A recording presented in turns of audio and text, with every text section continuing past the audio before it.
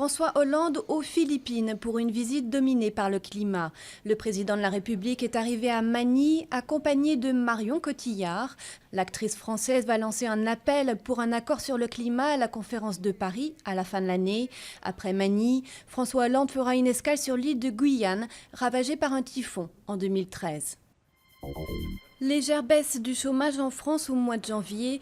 Pôle emploi a recensé 19 000 chômeurs de moins qu'en décembre. Le recul touche principalement les sans-emploi de moins de 25 ans. À l'inverse, le nombre de chômeurs longue durée est en hausse de 0,7% sur cette période. McDonald's de nouveau accusé d'optimisation fiscale. La chaîne de restauration aurait soustrait plus d'1 milliard d'euros de recettes en Europe, selon le rapport de 3 fédérations syndicales internationales.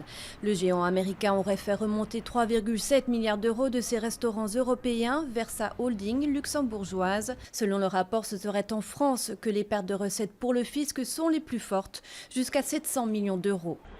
Nouvel attentat suicide en Afghanistan. L'attaque a fait 2 morts. Elle visait un convoi diplomatique turc à Kaboul.